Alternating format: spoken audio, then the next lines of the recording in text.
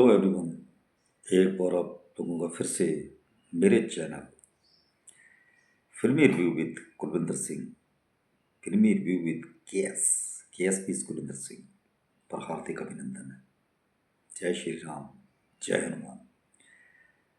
तो 2 अप्रैल को हनुमान जयंती थी, जिसकी सभी को शुभकामनाएं। और एक हनुमान जयंती वाले दिन सुखद शुभ समाचार भी आ गया, यानी कि part first Ramayan part first. Ramayan Hindi में नहीं बोला जाता, इंग्लिश में रामायण लिखा जाता है। रामायण पार्ट फर्स्ट का एक बहुत ही दिलकश, दिल को छू जाने वाला, अति सुंदर हम सबको टीचर देखने को मिला। हालांकि थोड़ी कंट्रोवर्सी भी हो गई। आप पूछ रहे होंगे ऐसी क्या कंट्रोवर्सी हो गई। सनी देओल के फैंस थोड़े नाराज हो गए।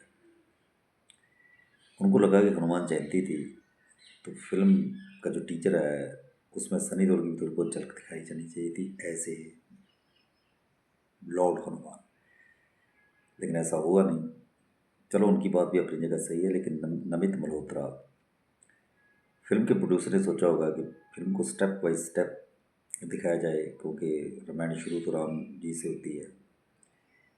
हनुमान जी तो पार्ट सेकंड में आएंगे। सुनने में आ रहा है कि पार्ट फर्स्ट में उनका 15 से आधे घंटे का रोल है, सिर्फ इंट्रोडक्शन होगा। तो ये बात तो चलती रहेगी। हालांकि मैंने देखा है कि सोशल मीडिया पर फिर वही कहानी दोहराई जा रही है। लोग वीएफएक्स को लेके फिल्म को फिर बैश आउट कर रहे हैं, कह रहे हैं कि वीएफएक्स बड़ा वीक है। जो कहानी रामायण की बड़ी सिंप्लिसिटी में कही जा सकती है, उसको बिना मतलब में टेक्नोलॉजी डाल डाल के फिल्म की आत्मा ही मार दी है। तो नेगेटिविटी भी होनी शुरू हो गई है। तो जितने मुँह उतनी बातें। हमारा देश डेमोक्रेटिक कंट्री है, यहाँ प्रजातंत्र है, तो सभी को कुछ ना कुछ बोलने का अधिकार है। तो सोशल मीडिया पे कई दिनों तक अब इस टीचर को लेके नेगेटिविटी पॉजिटिविटी चलती रहेगी। सभी अपने अपने विचार रखते रहेंगे और हम सब देखते रहेंगे। लेकिन यहाँ मैं अपने विचार रखने के लिए आया हूँ कि मुझे आखिर इस फिल्म का जो 2-2.5 मिनट का टीज़र है वो कैसा लगा। तो मैंने तो फोकस किया रणबीर कपूर की एक्टिंग पर, उनकी लुक्स पर, उनके बॉडी जेस्चर पोस्चर, उनका अंदाज में देख रहा था कि भाई वो क्या राम जी के इतने महान करेक्टर को, जिसको हम बरसों से देखते आ रहे हैं। जब हमने रामायण रामानंद सागर की देखी थी तो हम सड़कें सुनसान हो जाया करती थी, हम बचपन में देखते थे। तो हर घर एक मंदिर बन जाता था। लोग तो चप्पल जूते पार उतार उतार के लोगों के घरों में जाते थे। जिनके घरों में टीवी होता था, मैंने गांव में देखा है कि घर मंदिर बन जाते थे। सड़कें सुनसान, लोग इतने भक्ति भाव से देखा करते थे। हरण गोयल जी की तस्वीरें लोगों के घरों में लगा करती थी।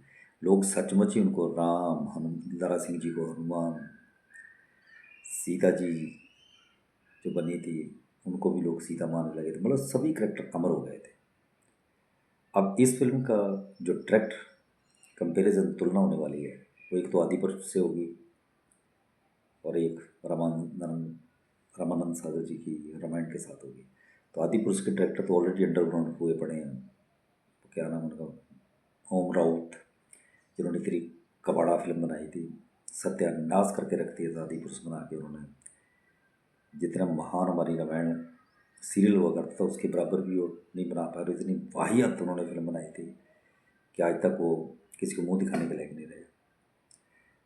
तो उस नुकसान को पूरा करने के लिए ये फिल्म आई है। तो जिसका टीजर देखने के बाद मुझे लगा कि सभी बहुत खुश हुए। ज़्यादातर लोग बहुत तारीफ़ कर रहे हैं, खासकर रामचंद्र जी का रोल देख के। और जो बैकग्राउंड म्यूज़िक जिमर ने दिया है, A.R. रहमान इस फिल्म के म्यूज़िक डायरेक्टर, लेकिन बैकग्राउंड कोई जिमर करके उन्होंने दिया है। और इतना मंत्र मुग्ध करने वाला संगीत है, सुर है उसमें, शोर नहीं। और मुझे तो रामचंद्र जी के किरदार में, उनके करेक्टर में रणबीर कपूर बहुत अच्छे लग रहे हैं। बिल्कुल उनके चेहरे पे वही शांति, ठहराव, उनके देखने का अंदाज, सब कुछ बहुत ही उस महान पुरुष मर्यादा पुरुषोत्तम राम की याद दिला रहे हैं। बहुत अच्छी तरह उन्होंने, क्योंकि इतने साल लगे, 2017 से ऐलान हुआ था कि रामायण कभी बनेगी। और इस फिल्म के जो निर्देशक हैं वो हैं तिवारी जी, नीलेश तिवारी जी, जिन्होंने, नितेश है शायद, या नीलेश तिवारी जी, जिन्होंने दंगल जैसी फिल्म बनाई थी। तो इसका मतलब है कि वो इस तरह की फिल्में बनाने में माहिर है। और ये फिल्म हमें इंटरनेशनल, अंतर्राष्ट्रीय पद्धर पर पहचान दिलाने वाली है, क्योंकि आज तक किसी फिल्म का बजट 4,000 करोड़ नहीं हुआ। इस फिल्म का बजट है 2 पार्ट को मिलाकर। तो एक तो वैसे ही ये अंतर्राष्ट्रीय मार्केट के लिए फिल्म बनाई गई है,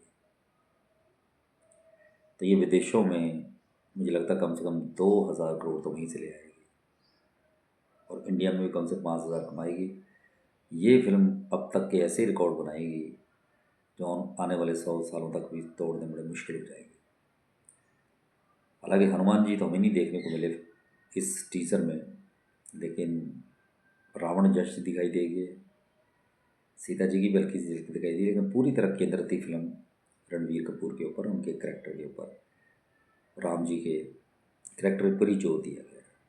और फिल्म का टीज़र जो है बड़ा सुकून देने वाला है। अब लोग कुछ भी कहते रहें, हर चीज़ में नेगेटिविटी नहीं देखी जाती।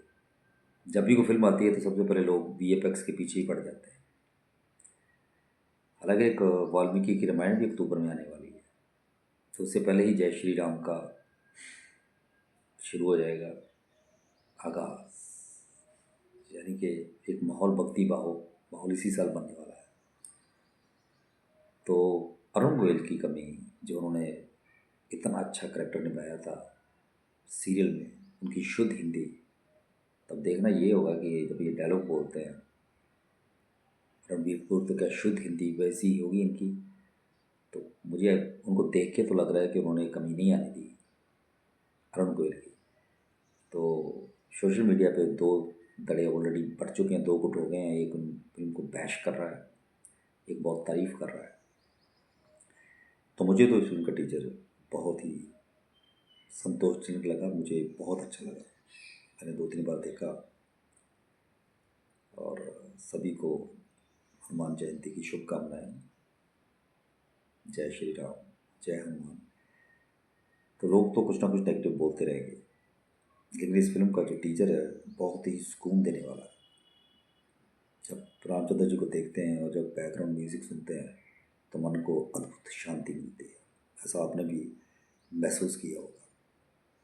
तो अगर आपने मिस कर दिया है तो यूट्यूब पे इसका टीजर आ चुका है, तो पहले, सबसे पहले तो जाके वो टीजर देखें और फिर मेरी वीडियो का रिव्यू देखें। और आपसे एक प्रार्थना है कि आप ये वीडियो मेरी पूरी देखें। तो इस फिल्म का टीजर बहुत अच्छा है, करेक्टराइजेशन बहुत अच्छा हुआ है। सोचिए, तारा सिंह जिन्होंने महान करेक्टर हनुमान जी का निभाया था, उनकी जगह ढंग से वो करेक्टर कर सकता है तो वो सनी देओल ही कर सकते हैं। बाकी तो फिल्म इंडस्ट्री में कोई ऐसा एक्टर है ही नहीं जो उस करेक्टर को जी सकता था, तो सनी देओल ही है। तो उन्होंने, हालांकि नज़र नहीं आए पार्ट फर्स्ट में, हनुमान जयंती वाले दिन भी उनकी थोड़ी बहुत झलक कुछ ना कुछ दिखा सकता था फिल्म का प्रोडक्शन टीम, लेकिन पता नहीं उन्होंने क्यों नहीं दिखाया। बैकग्राउंड म्यूजिक जिमर का बहुत ही अच्छा है। अब देखिए कि वो फॉरेन के हैं, लेकिन फिर भी उन्होंने फिल्म की कहानी को समझा और इतना दिल को छू जाने वाला बैकग्राउंड म्यूजिक दिया। रामचंद्र जी को देखते ही वो रणवीर कपूर जी बने, मन को अद्भुत शांति से मिलती है। तो मुझे इस फिल्म का टीज़र इतना अच्छा लगा कि मैं तो उसको 8 स्टार दूंगा।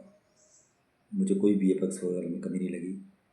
मैं तो बस बैकग्राउंड म्यूजिक में खो गया था, रामचंद्र जी के करेक्टर में खो गया था। हालांकि मुझे बार बार लग रहा था कि अभी भी हनुमान जी आएंगे, हनुमान जी आएंगे। मैं पूरे टीज़र में वेट करता रहा, इंतज़ार करता रहा कि कब सनी देओल हनुमान जी के अवतार में स्क्रीन पर आते हैं, पर ऐसा हुआ नहीं। लेकिन श्री रामचंद्र जी को देख के मुझे बेहद खुशी हुई कि रणबीर कपूर ने बहुत मेहनत की है और इतना बढ़िया उन्होंने प्रेजेंटेशन दिया है कि लोग सदियों तक याद रखेंगे। अब ये फिल्म कुछ इतिहास रचने वाली है।